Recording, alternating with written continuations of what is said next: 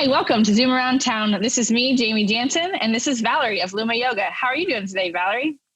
I'm doing fairly well, thank you. Awesome. So we've had a bit of a change. We usually interview in person, but now we're doing a video blog post here. So share with me what you do. What is Luma Yoga about? Well, that's kind of a big question.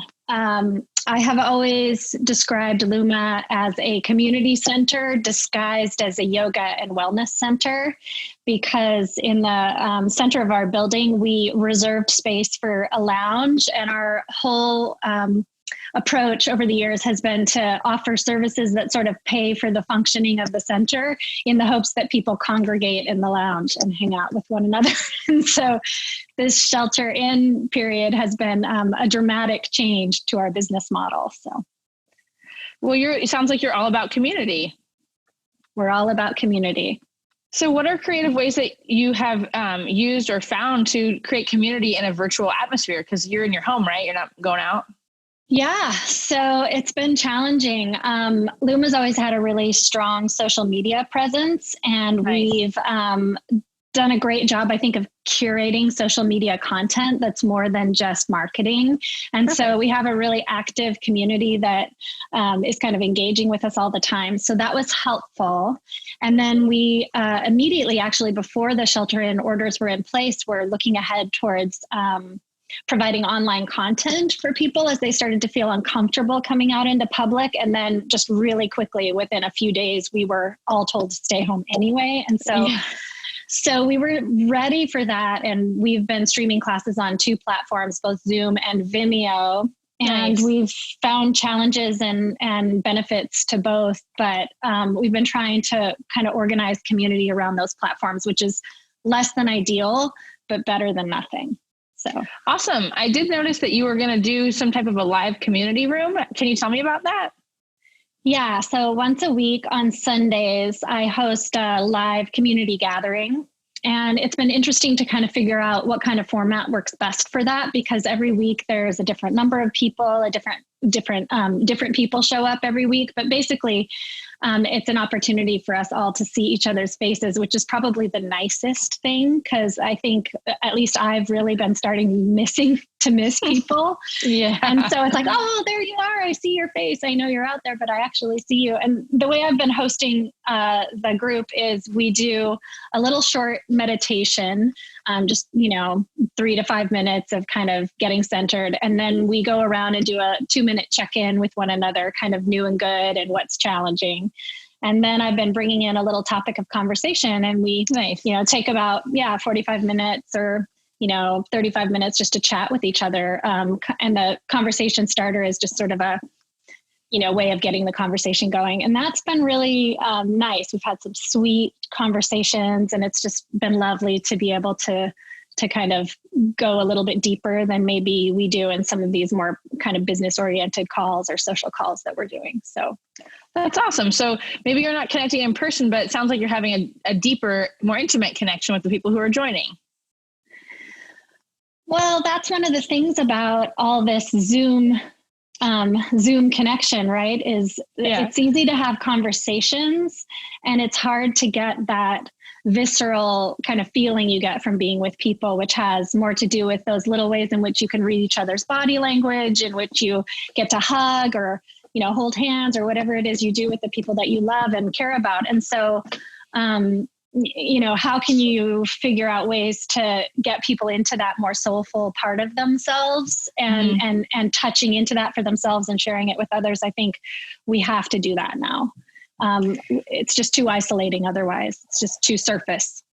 Yeah. And that meditation probably helps with people's mental challenges. I know that being at home can be real challenging, and especially if you have kids at home. How are you able to stay sane? With kids at home or just in general? Both. I don't know that I am sane. You're making an assumption here. I think it's hard for families. I think a lot of us have been thrown into this, kind of steamer, family steamer, where we can't really get away from each other. And I think it's hard. in some ways it's beautiful. There are these beautiful opportunities to be together more. And then when it gets ugly and when it's not fun, it's not fun. And I think mostly we all have to remember that we're in a tricky situation. We're in a pressure cooker. And so we have to take responsibility for how we behave in that kind of an environment. And I think a lot of people are going outside a lot, trying to go for walks. Yeah. I think kids are getting a lot more screen time than they usually get. At least that's true in my family. How do I stay sane? Work is really keeping me on the rails. If I didn't have work, I'm not sure what I would be doing with all this time. And I have lots of things I like to do, but within the context of this, I think it's a little harder. And also, I know different people are different. And some people really are much more social and need lots of people around, and other people are more, like being alone for long periods of time. And I'm one of those people. So in a way, being home with my family is more challenging and I need more alone time. Whereas I know some people are living alone and not getting any time with anyone. So it's just challenging for all of us. Yeah. Well, I really appreciate you, taking the time to get your business online, because I'm sure that that's been really helpful for the community to have some type of breath work and yoga and an opportunity to kind of exercise, right? I think so. I mean, all of us, you too, right? Our fitness businesses, we're trying to find a way to provide that for people in their homes when they're not with us. And I think that that's particularly hard. And in the yoga world, there's this ideal of a home practice and developing your home practice, which is interesting that we hold that as an ideal, as if it's something that a more advanced practitioner would do. Really, I think of yoga and going to yoga as a social part of my day. You want to be in the room with other people, moving and breathing together and feeling each other's energy, even though your focus is more internal. There's sort of a way in which we connect internally and externally at the same time in that environment. And at home, a home practice is a very different practice. And what I've been noticing is that people are having as much of a hard time maintaining a home practice now as they would in another circumstance, even though we're stuck at home. Yeah, it's tricky. It's hard. Yeah, everyone's getting pulled in different directions. And I think for me, like having an appointment with somebody or a class appointment, it really holds me accountable. So that's what I look forward to, because otherwise I agree. I couldn't do a home practice.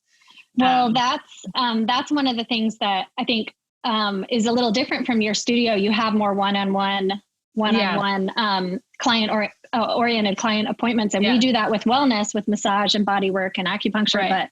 But for yoga, it's generally a group experience unless people are specifically interested in the private session. And so one of the things that we're really looking towards developing now on the other side of this, because I think people are going to be a little reticent to go back into those big groups, is how to serve people in smaller groups and one-on-one a little more consciously and a little more mindfully. So yes, that appointment keeps you honest, and the just dropping into the group class does not, in almost any circumstance.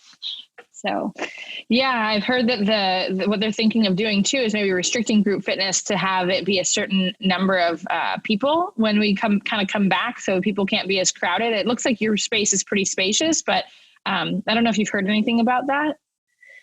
I've only heard about that through we have a business advisor who works with fitness and wellness businesses. And she's been working with businesses in other communities, particularly in Asia and in Europe, who have already gone through this process and things are starting to open up again. And that's what she says, is we're likely to be able to work with people first one-on-one and then later in small groups. And even in Santa Cruz, I think there will be some, regardless of what the rules are, people are just not going to feel as comfortable being in the big groups as they once did for a while.